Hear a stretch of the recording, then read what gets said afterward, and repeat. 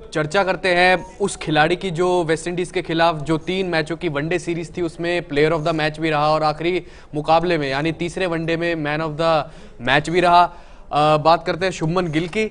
जिस तरीके की उन्होंने पारी खेली शुरुआत से ही, पहले वनडे में 63 रनों की, दूसरे वनडे में 43 रनों की।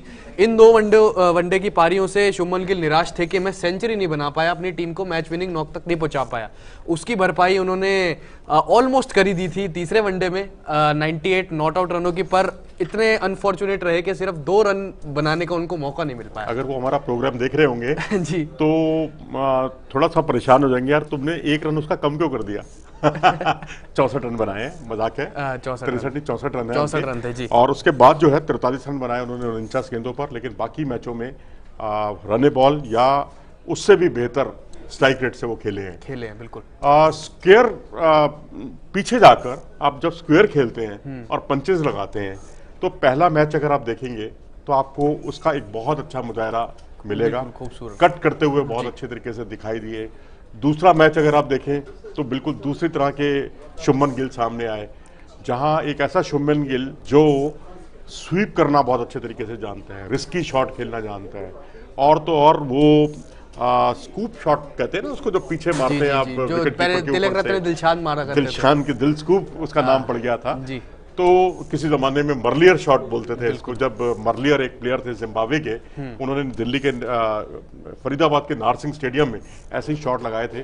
तो ये स्वीप शॉट खेलते हुए दिखाई दिए और साथ ही स्कूप शॉट लगाते हुए दिखाई दिए। दिल स्कूप इन्होंने बहुत लगाए।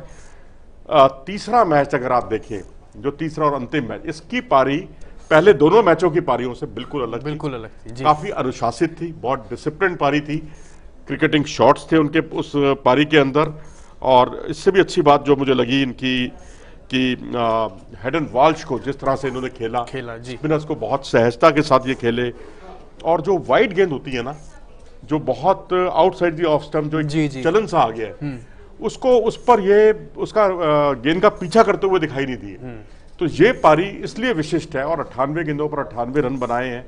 तो इस खिलाड़ी ने जहां भी जो भी फॉर्मेट में मौका मिला, आईपीएल में हमने देखा इनके ऊपर टेस्ट का ठप्पा लगा हुआ था, लेकिन उसके बावजूद इन्होंने क्रिकेटिंग शॉट्स लगाकर एक अपना एक अलग वजूद बनाया। यहाँ वनडे क्रिकेट में देखें तो 50 का एवरेज पार कर लिया उन्होंने। तो ये अपने आप में दर्शाता है कि अगर आपके पास अच्छी क्लास है तो आप किसी भी फॉर्मेट में शानदार प्रदर्शन कर सकते हैं। और साथ में सबसे बड़ी खूबी शुभमन गिल के पास ये है कि लेट खेलते हैं।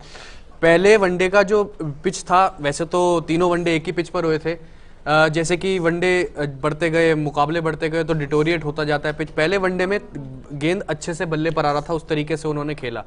तीसरे वनडे तक आते आते विकेट इतना स्लो हो गया था कि गेंद के पास पहुंचना पड़ रहा था बल्लेबाजों को, बाकी सारे पहुंच रहे थे, लेकिन शुभमन गिल वेट कर रहे थे गेंद का। जेसन होल्डर की गेंदों का वेट करके उन्होंने बैकफुट पंच उन्होंने खेले। फिर उसके बाद जिस तरीके से उन्होंने, सबसे बड़ी खूबी है इनको डिफेंस अच्छा करना आता है फ्रंट फुट पर।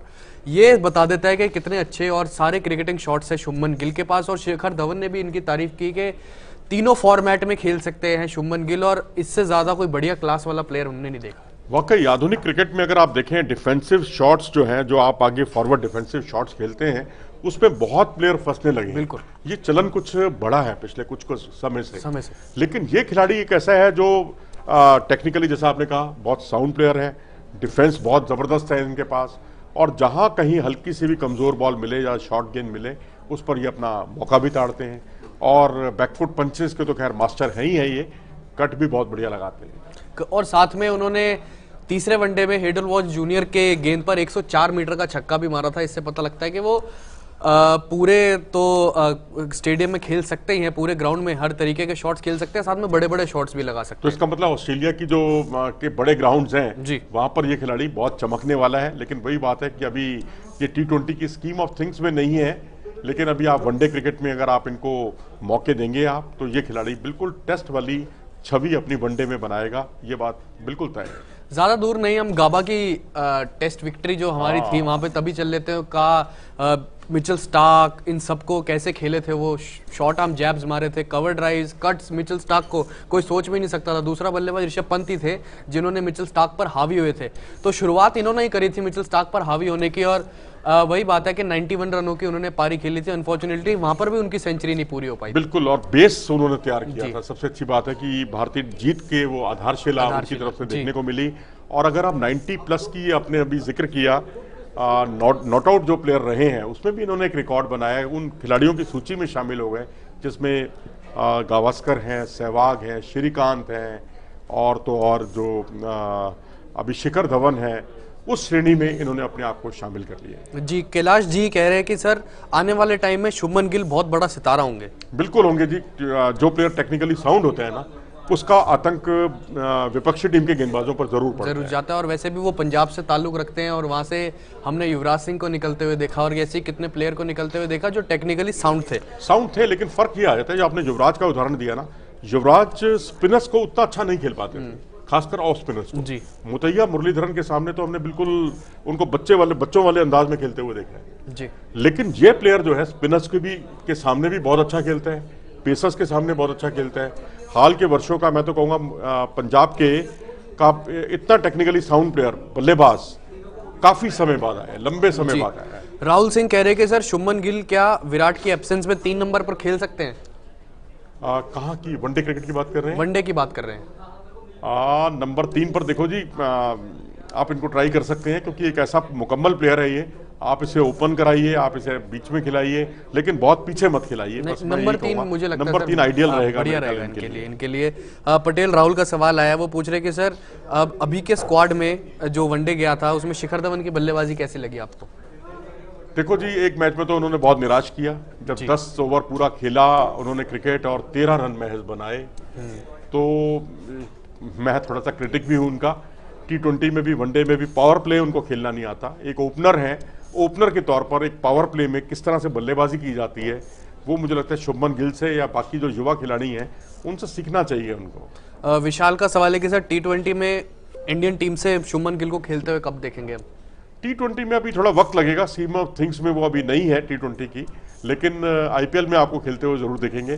लेकिन टेस्ट और वनडे, अगर ये 2 फॉर्मेट में भी अगर वो स्पेशलाइज्ड इसी तरीके से खेलते रहे, कंसिस्टेंसी दिखाते रहे, तो मेरे ख्याल से T20 में कोई आवश्यकता भी नहीं है अभी, क्योंकि आपके विकल्प बहुत है। पर सर एक मेरे मन में एक सवाल आता है, पृथ्वी शॉ और अगर हम कंपैरिजन करें शुभमन गिल का, ये दोनों साथ में वर्ल्ड कप खेल कर आए थे अंडर 19। ये दोनों ने साथ में ही भारतीय टीम के लगभग कुछ साथ में ही शुरू करा था भारतीय टीम के लिए खेलना। लेकिन वही बात है कि पृथ्वी शॉ अभी इतना नहीं चल पा रहे हैं, पृथ्वी शॉ को ज्यादा मौके नहीं मिल रहे हैं भारतीय टीम के लिए, और शुभमन गिल लगातार टेस्ट टीम में भी बन रहे हैं। थोड़ा सा जल्दी भी खेलते हैं पृथ्वी शॉ, और थोड़ा सा जिसे कहते हैं हड़बड़ाहट में बड़े शॉट खेलने की तरफ रहते हैं उनका फोकस। लेकिन ये स्ट्राइक रोटेट भी करते हैं, टेक्निकली साउंड भी हैं। फर्क है दोनों के अंदर। अगर आपको अगर एंटरटेनमेंट देखना है, आपको एंटरटेनिंग इनिंग देखनी है, तब तो आप पृथ्वी शॉ के साथ जाइए। लेकिन अगर आपको ठोस बल्लेबाजी देखनी है, टेक्निकली साउंड प्लेयर देखना है, तो आपको शुभमन गिल के साथ जाना होगा। इसीलिए ये ज्यादा उनकी तुलना में, पृथ्वी शॉ की तुलना में ज्यादा कामयाब रहे। एक सवाल और ले लेते हैं शुभमन गिल के बारे में। एक प्रेरक सिंह का सवाल आया है कि सर शुभमन गिल को हम डाउन द ऑर्डर बल्लेबाजी करा सकते हैं, सिर्फ ऊपर ही देखेंगे? ऊपर ही कराइए तो ज्यादा अच्छा है। डाउन द ऑर्डर जो है, आपके पास ऑप्शंस बहुत है। अब आप वनडे देख लीजिए, टेस्ट देख लीजिए, आपके पास जब से ऑलराउंडर्स का प्रचलन शुरू हुआ है, अब ऑलराउंडर से नीचे तो नहीं ना उनको आप खिलाएंगे। आप नंबर 5 पर भी अगर आप देखें तो ऋषभ पंत भी खेलते हैं, अमूमन इसी नंबर पे आते हैं, 4 या 5 उनका नंबर है। अब इसके नीचे भेजना मतलब मैं कहूँगा एक रिकॉग्नाइज्ड बल्लेबाज की बेकदरी होगी।